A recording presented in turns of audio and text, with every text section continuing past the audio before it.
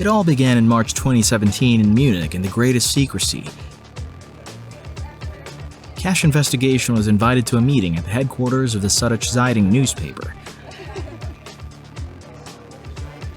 The Panama Papers gang is back. Rather pleased to be reunited for this new project with the International Consortium of Investigative Journalists. Anybody here in this room, any single person, can endanger the whole project.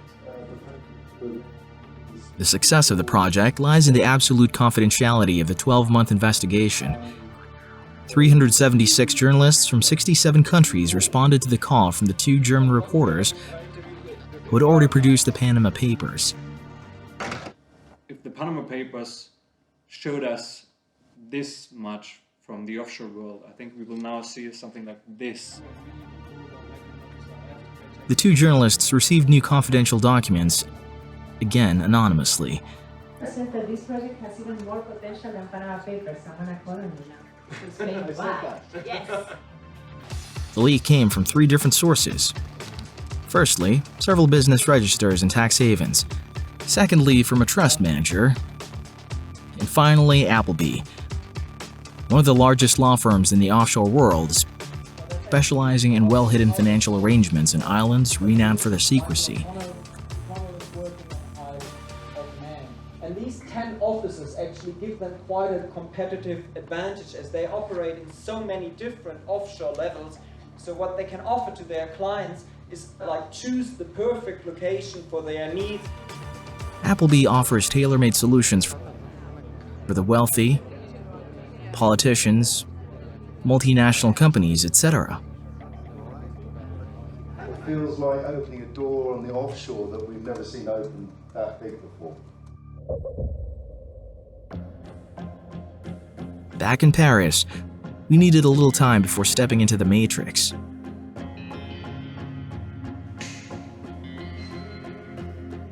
The Paradise Papers. It's staggering 13.5 million documents. And for Appleby alone, 3 million documents, 1,800,000 emails, 100,000 Excel spreadsheets. To read every word of every document, 4 journalists in the team would have had to spend 7.5 years of their lives going through it all.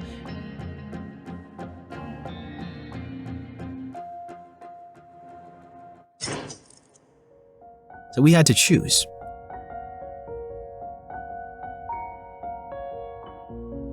It soon became clear that buyers of private jets were among Appleby's preferred clients. There are more than 73,000 documents mentioning aircraft in the database. Financial packages, commercial proposals, and even the names of well-known companies. As we go through them, we notice 3 letters that come up very often. VAT. TVA in French. And if there's a lot of talk about that, it's because it's possible to avoid it when you buy a plane.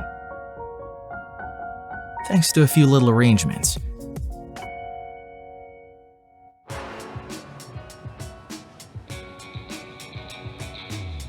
The Geneva Air Show. No fighter planes here. Just private jets and all the top dogs of business aviation. A top-of-the-range market reserved for a very small number of very wealthy customers. A few hundred potential buyers every year who must be seduced at all costs.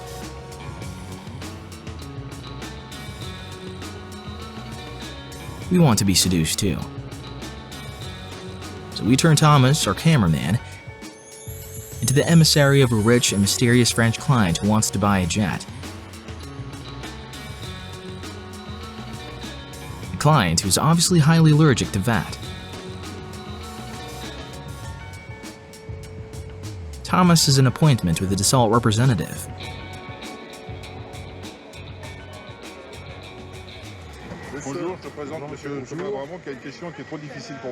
For me, it's going to be even worse. Well, before Thomas's difficult question, there's something we need to explain. If the plane is for business use, the buyer of a jet doesn't have to pay VAT, because the taxman reimburses him. If, on the other hand, the jet is used primarily for leisure, the buyer has to pay VAT. So the total bill can add up to about 10 million euros. That's the law. Let's listen to Thomas's difficult question. The only complicating factor is that it's not a business jet. Comme vous voulez dire, c'est pas un avion business, c'est-à-dire qu'il n'est pas utilisé pour le business ou Yeah, that'd be very minor in fact. It's hard to justify using a plane for his own business. vous avez le droit de vous acheter un avion. C'est pas... No, but if you do it as a private individual, you're liable to VAT. Oui.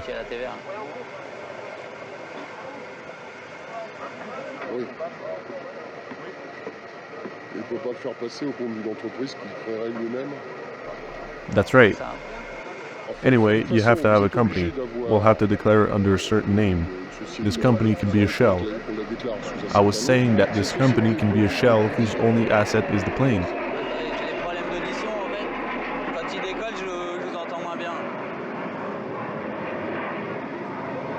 Je disais que cette société, ça peut être une coquille vide dont le seul actif est l'avion. A shell. In other words, a shell company. The gentleman from Dassault is going to give us another tip: where to register the company. Isle of Man, possibly. You could register it in the Isle of Man. Are you familiar with the Isle of Man? We don't take care of registering the company. That's up to you. But once you tell us that such and such a company owns it, we'll take care of everything else. In any case, we'll get you the help you need.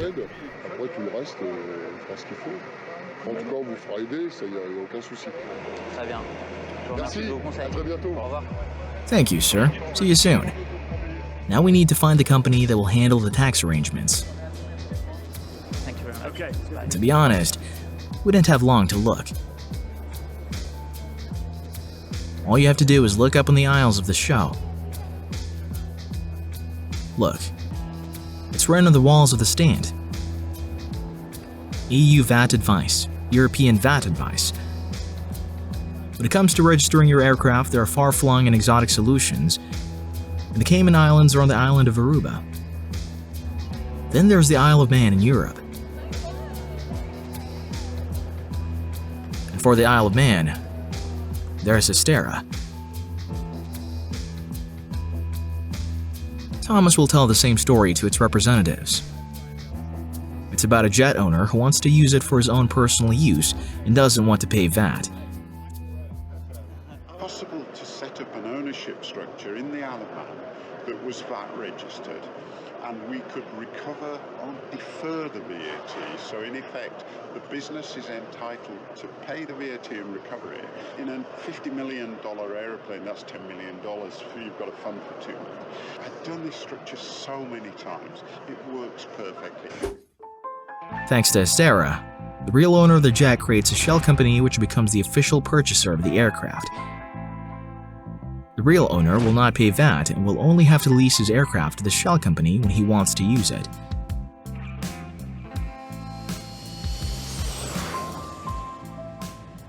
We're taking the money out of that pocket and we're putting it into this pocket, okay? And that's the business. You can tell him we are in safe hands.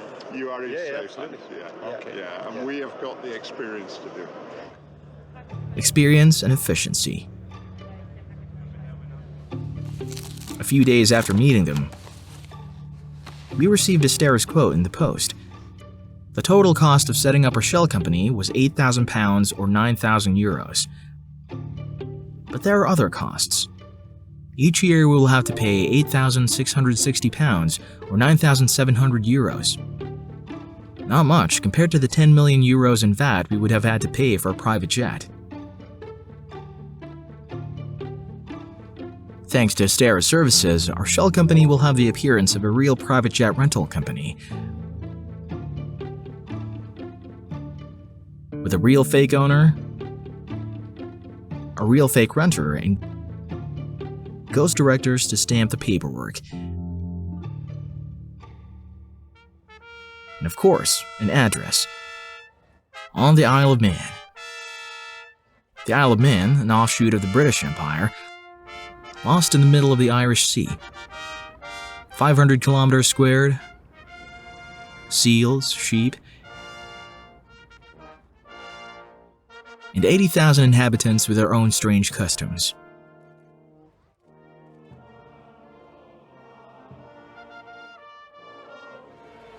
Not to mention a small airport that's very popular with private jets.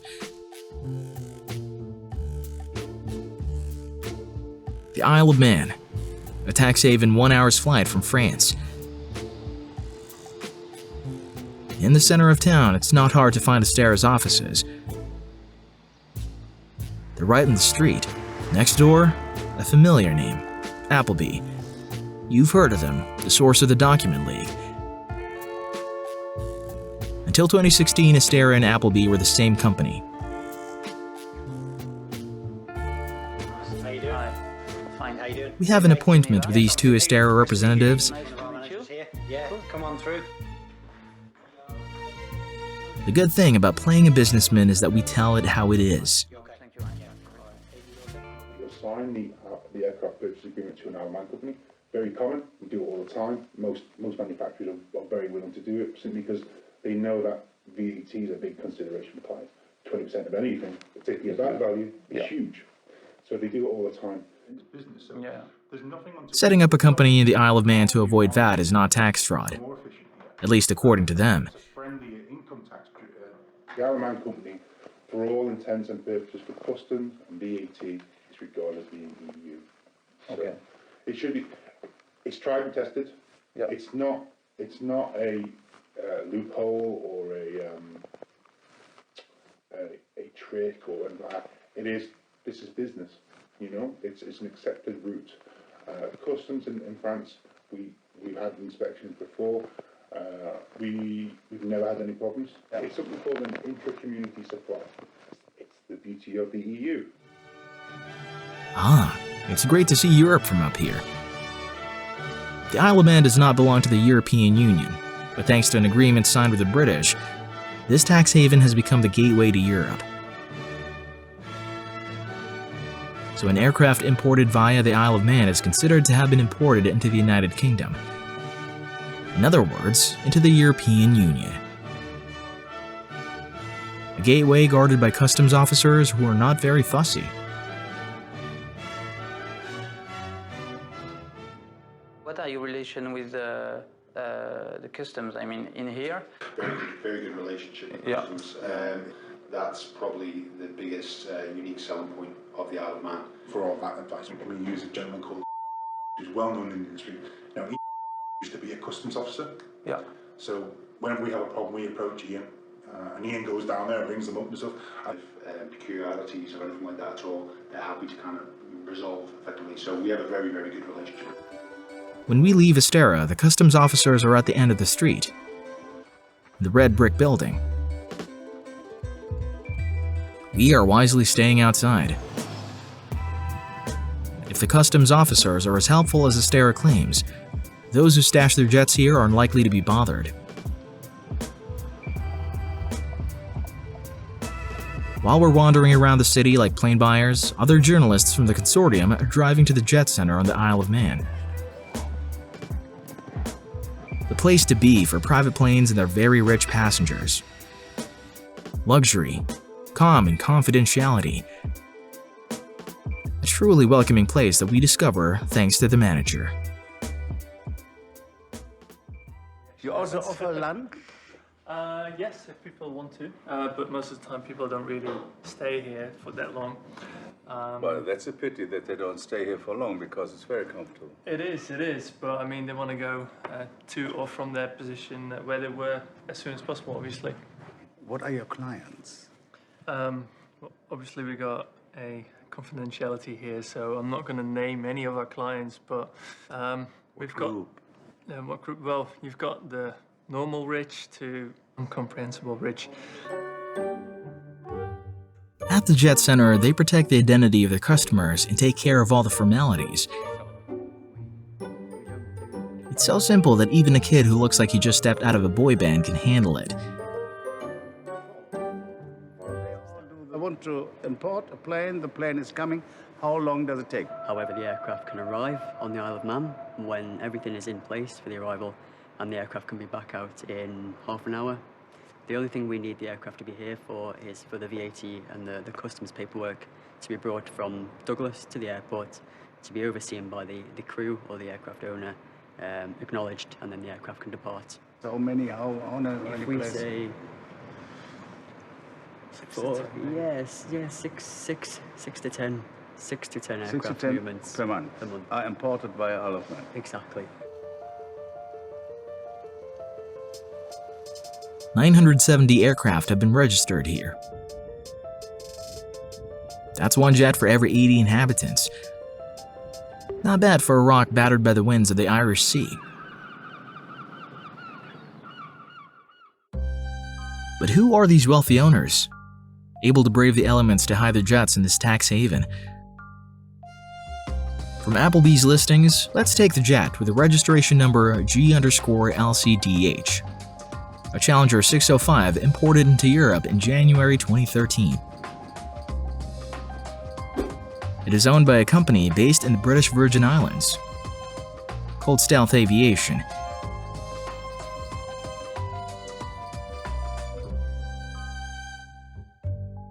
This Stealth company leases the aircraft to another company, also called Stealth, but this time based on the Isle of Man. There, the aircraft is leased to Hangar 8. In the end, the aircraft was used by BRV in Guernsey and a certain Lewis Hamilton. British individual, Formula 1 world champion. This cascade of companies serves only one purpose: to give the illusion of a genuine commercial rental activity. The reality is much simpler. The shell companies belong to Lewis Hamilton. He is the owner of the plane. He rents it to himself. The jet cost 22 million euros. Thanks to Astera services, Lewis Hamilton saved 3.7 million euros in VAT. Yet the European rules are clear. A shell company is not entitled to recover VAT.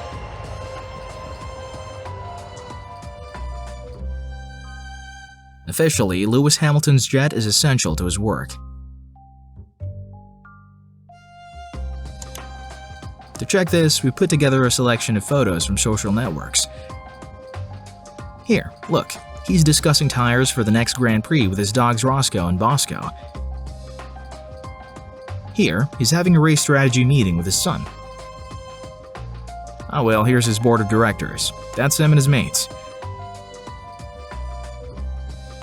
Oh yes, we did find a photo where he was really working with engineers, but it wasn't on the plane. With the journalists from the consortium, we sent a long letter to Lewis Hamilton. Here's what his lawyers wrote back. You should be aware that it is perfectly legal for a taxable person to choose rental over purchase as a way of reducing VAT, with the objective of obtaining a tax advantage. Getting a tax break, that's what we've been telling you all along. Let's go back to our listing. Let's take a look at the aircraft with the registration number M/Tink. Tink for Tinkov Oleg. This Russian oligarch made his fortune in beer and banking. Until last year, he even owned a cycling team. And today, you see, can you show? I'm an world champion, Tinkov. World champion Oleg. Between 2013 and 2016, Oleg bought 3 planes from the French company Dassault, including this one. Thanks to Appleby's documents, we can follow the various stages of the transactions. For example, the aircraft were decorated with the Tinkov family coat of arms. The paintwork was approved by Oleg himself. The same goes for crew training. Dassault deals directly with Vadim, the oligarch's right-hand man. Dear Vadim, we would like to introduce you to Madam X, who will be responsible for answering all questions related to pilot training. And it's Oleg himself who informs Dassault that the transfers have started. Let's do it. I'll pay tomorrow. But surprisingly, Oleg disappears from the sales contracts. French aircraft manufacturer Dassault sells aircraft to a shell company. The company is Stark, based at Appleby on the Isle of Man. Oleg Tinkov paid a total of 96 million euros for his 3 aircraft.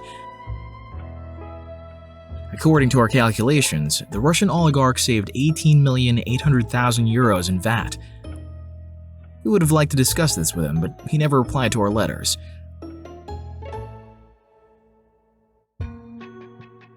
The Dassault Group simply stated that the locations and operating regimes of the aircraft delivered were a matter for its customers to decide, and that the group had always carried out the necessary checks in accordance with the laws in force.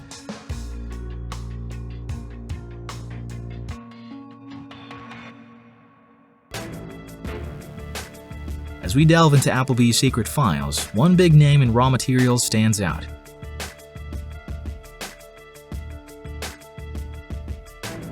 Glencore. Haven't heard of Glencore? Then here's Glencore in 30 seconds. Electric cars? Glencore. Or mobile phones and tablets? Glencore. Electric cables? Glencore again. Electric bikes? Glencore again and again. I love Glencore.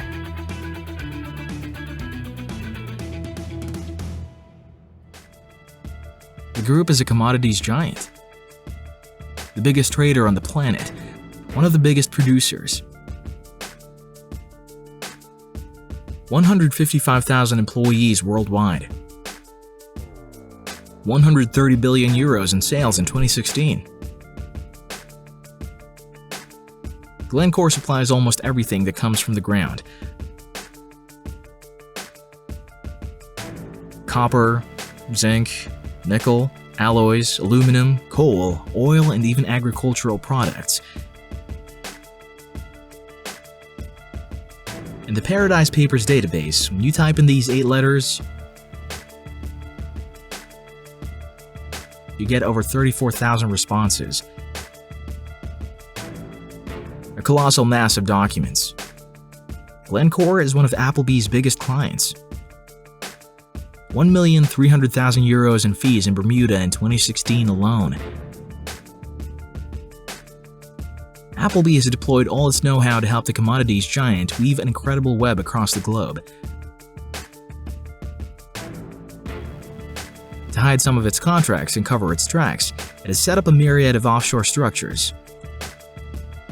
Here's the Glencore Nebula revealed for the first time in such a comprehensive manner. The companies the group controls, the links between them. All this should have remained secret, stashed away in Appleby's cupboards. Glencore is on the confidential client list. Thanks to the documents in our possession, we are going to reveal how the multinational is getting its hands on the world's wealth, even if it means breaking the law.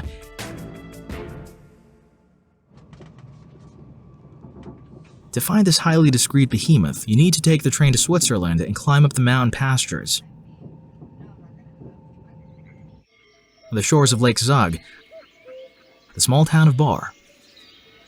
This understated building is Glencore's global HQ. No outside sign of wealth. They hate attracting attention here, so when we film the facades, they take our picture. Hello, madam. That's too bad. To tell you the truth, we didn't come to Switzerland to have a photo taken, but to attend the annual general meeting of shareholders. It's taking place in this modest village hall. You know how it works. To get in, we bought a share and took along a hidden camera to film. On the podium, Ivan Glassenberg, Glencore's chief executive officer. If you look at the numbers by 2035, if we do get this adoption and you have a large amount of electric vehicles, where that's 90% of the world's vehicles, you will have to produce another 20 million tons copper. Noting today the world only produces 23 million tons of copper. You'll have to produce another 1.8 million tons of nickel, and today we produce 2 million tons of nickel. And cobalt, these numbers are crazy, 679,000, and today the world only produces 100,000 tons of cobalt. So looking at those numbers, Glencore is the major producer of copper, nickel, and cobalt. So going forward, we will get the big benefit of the electric vehicles coming on the road in the future. Copper, nickel, cobalt. The Swiss giant has won the trifecta. It has got its hands in the best and most productive mines. The Kolwezi region lies in the south of the Democratic Republic of Congo. When you fly over it, it's impossible to miss Glencore's two treasures: the Komodo and Mutanda mines. They contain huge deposits of copper and cobalt. And they have one special feature: they produce the purest ores in the world. Naturally, you want to get up close to these two jewels of the multinational. There is one procedure for visiting Glencore's mines. Call the head office in Switzerland. On the other end of the line, one of Glencore's global communications managers, the kind of person who wants to control everything. After a 48-hour wait, the answer came. And would we be able to see the questions in advance and then be able to sort of choose what you could use in the final version? Would that be possible? What, to show us the questions in advance? Correct. Well, I don't do that usually. Would it be possible, after you filmed, could we, would we be able to see what you wanted to use in your final edit? No, I never did this, ever.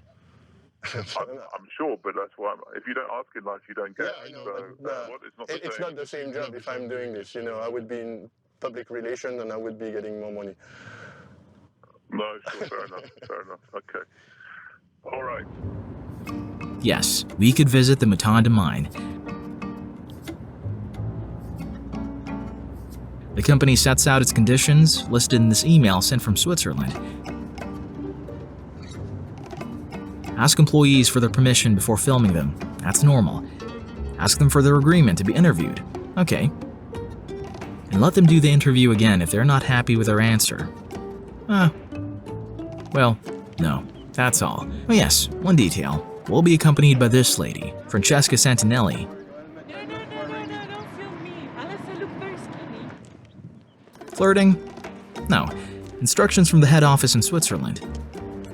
No. I don't want to be filmed so much.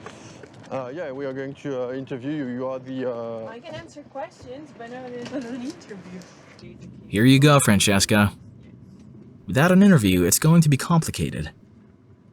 Especially as we can't even film from the car. Thomas, you're naughty. That's how you get it. You're naughty. Barely enough time to shoot these images. Miners coming on shift in the early hours of the morning. There are 3,500 miners working here. With subcontractors, the mine employs a total of 7,000 people. The first site we're finally allowed to film is this open pit. It's quite a theater. But the person in charge doesn't want to go on TV either. Can we mic you for questions? I'd rather not be recorded if that's okay. I can take illustration shots and that's it. Yes. I can repeat whatever people are telling me, but it's far away from being anything close to television. It doesn't matter, Edward. We'll describe the mine. This shaft is already 160 meters deep.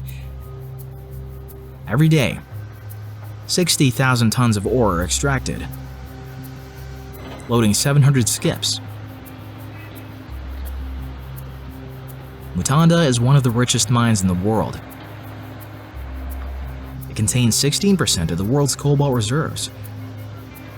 Still are the largest producer of cobalt in the world. In the world. This place. This place, yeah.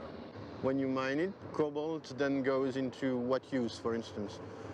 Lots of uses. I mean, big one, probably the headline making one at the moment is electric cars.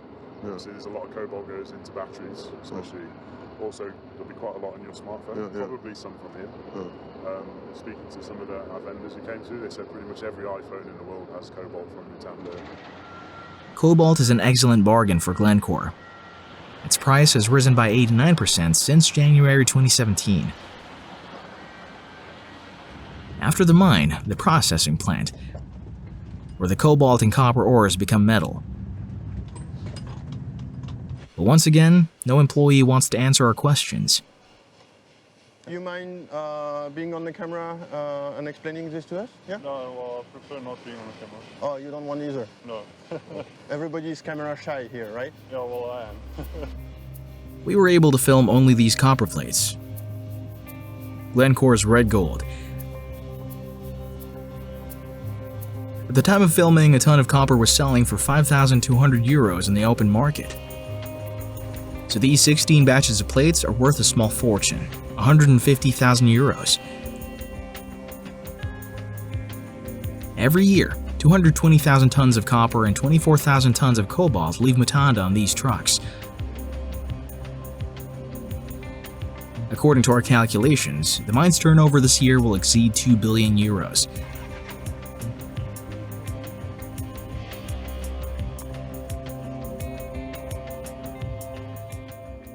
Thanks for your time.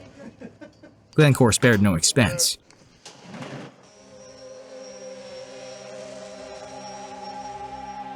To get his hands on this wealth.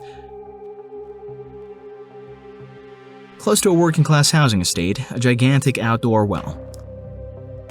Glencore is the flagship in this region, the Komodo mine. The multinational conquest of this mine has been the subject of a fierce battle involving money,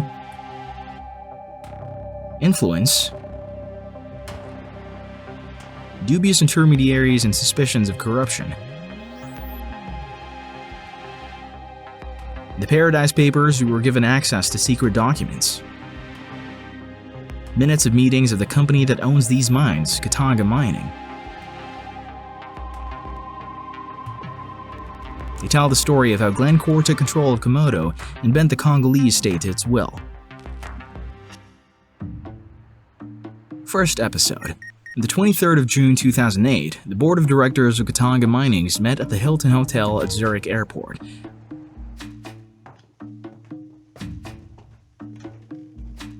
On the agenda, bad news from the DRC. The Congolese government has decided to renegotiate all mining contracts for a higher price, even that of Katanga Minings.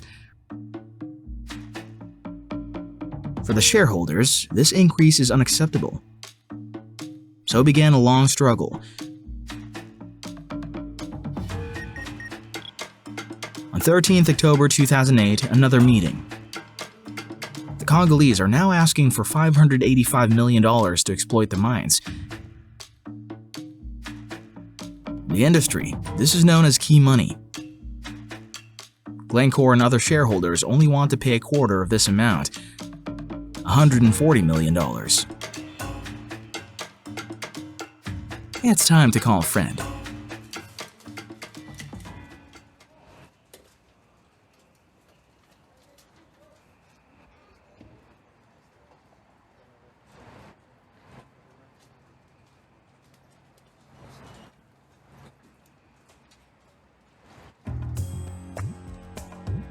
Dan is Dan Gertler, a nefarious character. The Israeli businessman made his fortune from diamonds in the DRC. His control on the sector earned him harsh criticism in 2001 in a report on the plundering of the country's resources. Former UN Secretary General Kofi Annan condemned Gertler's dealings as a nightmare for the DRC and a disaster for the local diamond trade. But that's not stopping Dan Gertler's business. After diamonds, he's now investing in copper and cobalt mines. Gertler is an influential man, as these never-before-seen images filmed in 2006 show. At the wedding of Joseph Kabila, the President of the Republic, the billionaire was one of the guests of honor. Glencore called on this highly influential figure to negotiate with the Congolese government. Elizabeth Seasons works for an American foundation. She has access to the contracts of all the mining companies in the DRC. She talks to us about the Paradise Papers. Ok, Elisabeth Kessens, clap première. Est-ce que vous connaissez Do you know this man? cet homme? Obviously, in the mining sector, it's hard not to know this man. His name is Dan Gertler. Dan Gertler. A key date was 2008, when the Congolese government asked foreign shareholders in the mines to increase their contributions in order to pay more for the mines. What were the reasons for this? So the government has sought to recover several types of revenue, including what are known there as gate fees, the sort of bonuses that are paid to gain access to the sector. In this case, we find Dan Gertler. We find Glencore. We are in 2008 at the time of the renegotiation of entry fees. And Glencore and Dan Gertler do not pay these entry fees that all other companies pay. In fact, they managed to negotiate a lower fee and only pay a quarter of the key money. This bonus, unlike other companies. Why did they do that? Did they get special treatment? That's where the question arises. How is it that this company can pay a much lower price, especially as it has recovered some of the biggest mines in the sector, which held some of the biggest reserves? It should have paid a price of more than $500 million, but in the end it only undertook to pay $140 million. After Dan Gertler's intervention, so the Congolese state's demands have been reduced from $585 million to $140 million, which represents a savings of $445 million. What does $445 million mean to the Congo? You have to realize that the Congo's annual budget is £3 million. Right, so now we're at 1/6 of the budget? Yes, especially at the time. It wasn't over $3 billion, so when we say a saving of $445 million, that's 1/6 of the budget? Compared to $3 billion, it's gigantic. It exceeds the budget for health and education. It's huge. So huge that it begs the question, what is the billionaire's middleman secret? In his business dealings in the DRC, Dan Gertler has been able to count on one man, Augustin Katumba Mwanke, the key figure in Congo's mining sector, the man who whispers in President Kabila's ear. Dan Gertler has made him an unfailing ally. In his memoirs, this is how Augustin talks about his friend Dan. Dan, my friend, my twin brother, I am proud to be the brother you never had. Touching. When Augustin fell ill, it was Dan who had him treated, at his own expense in Israel. Augustin Mwanke died in 2012. President Kabila attended his funeral. And look, who's in the front row, 2 chairs away from President Kabila? It's Dan Gertler. Dan Gertler is said to have bought his place at the heart of power.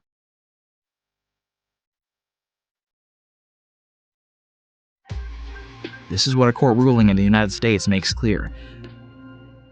An American company is being prosecuted for corruption, notably in the DRC. According to the investigators, it was Dan Gertler who paid the bribes.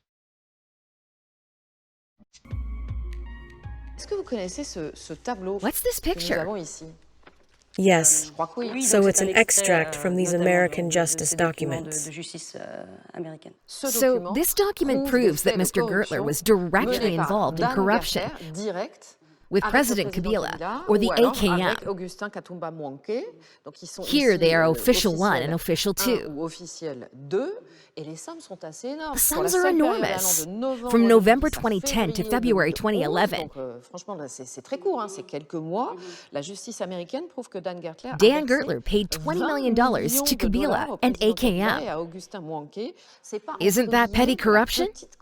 Yes, and the document even indicates that in total, there were bribes to all the officials combined of over $100 million, including these direct payments to officials 1 and 2. Would you say that Dan Gertler's method is corrupt? He has denied any wrongdoing all along. He denies that he was involved in these kinds of practices. But there is a clear agreement between the multinational he used as a partner and the American justice system that these practices were used. And the American multinational agreed to pay $400 million to the American courts. Do you think that Glencore knowingly used DG and its methods in its links with the DRC presidency? So we can see that Glencore and Gertler have been working together for a very long time, for 10 years, and for a very good period of time. Glencore was defending itself by saying, he's a good partner with whom we should work in the DRC. He's a very good partner. We don't see the problem. But when the U.S. Justice documents came out, the language changes. In 2016? At the end of 2016, we suddenly became aware that there might be a problem. We find out. Yes, the language in the press changes, and we say we're aware of it. We'll see what we can do. And a few months later, they decided to buy out Gertler's stake in the 2 mines in which they were partners for a total of $1 billion, half of it in cash. Basically, it took the U.S. justice system to reveal some fairly clear cases of corruption for Glencore to put an end to its corruption with Dan Gertler. And that was in 2017? That was in 2017. Only then. The Swiss multinational has cut ties with Dan Gertler. But what does Glencore have to say about its relationship with its now cumbersome partner? Remember, we were invited to the annual general meeting.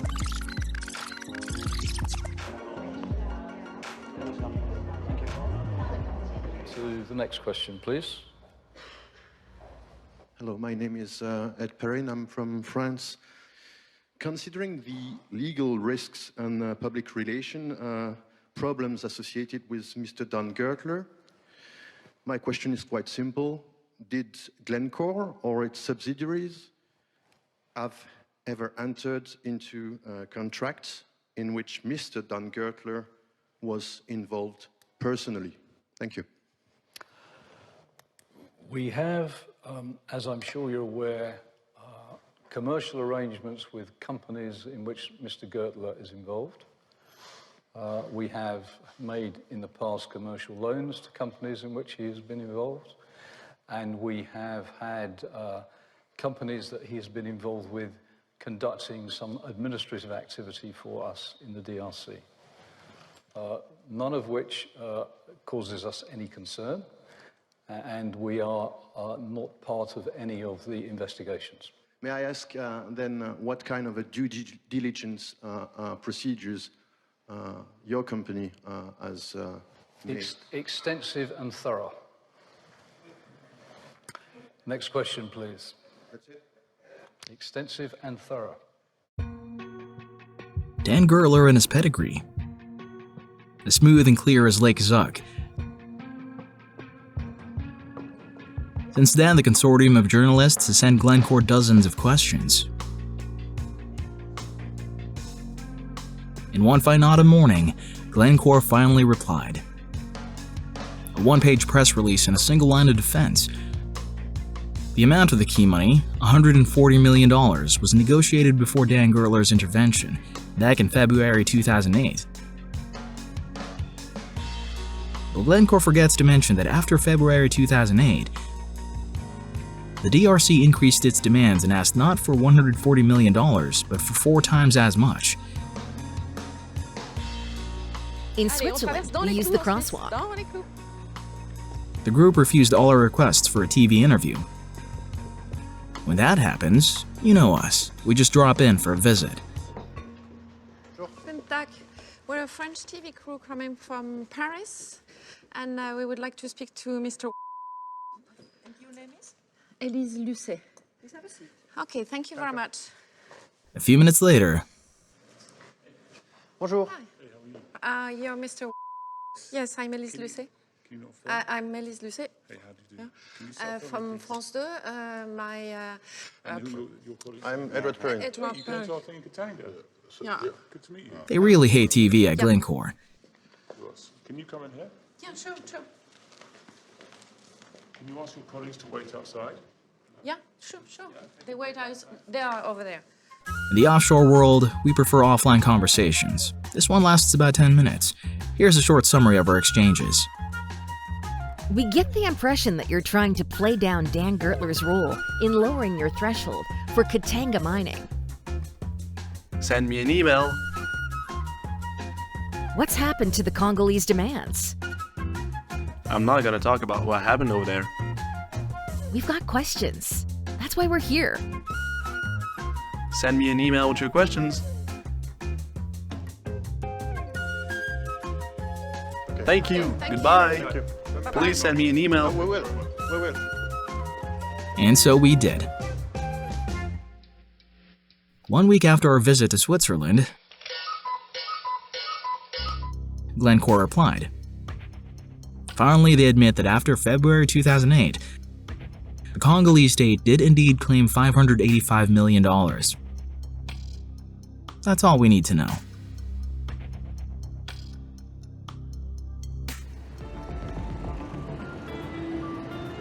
Naturally, we sent a long list of questions to the President of the Democratic Republic of Congo, Joseph Kabila. A president who loves his country so much that he talks about it like this. My Congo, if you don't want to believe in me, at least believe in my work.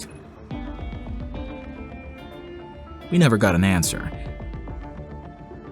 As for Dan Gertler, he told us, through his lawyers, that his relationship with President Kabila was strictly personal. That Katanga Mining had not received any preferential treatment thanks to him. That the American investigation proved nothing about him, that it was partly based on falsified elements.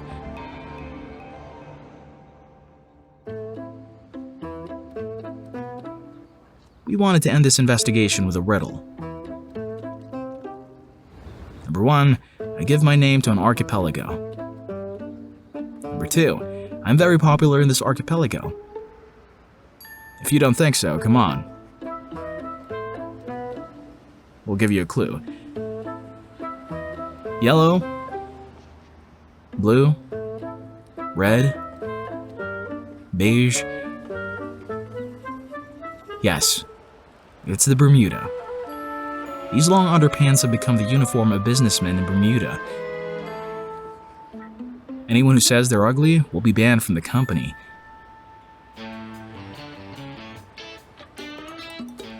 On the streets that day, the only people not wearing Bermuda shorts were the journalists of the Paradise Papers Consortium.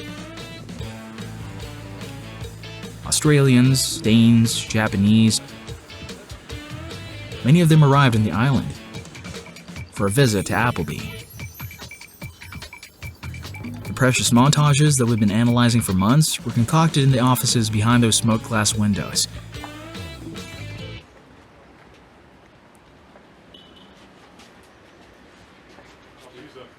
It's a traffic jam as we come to collect in person the answers to the questions we've sent from all over the world.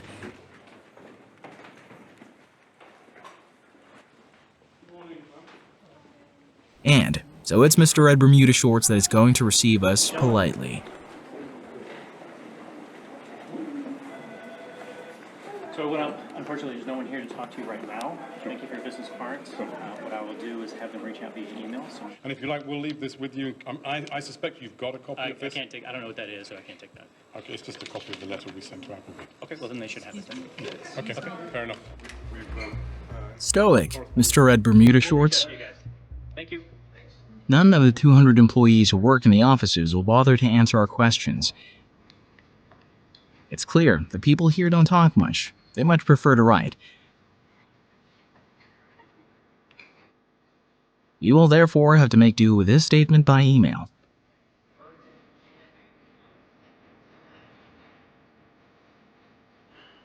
There has been no infringement by Appleby. Your questions have no public interest. On the contrary, it is obvious that you have received a large quantity of stolen data, which belongs to Appleby. We ask you to give us copies of these documents.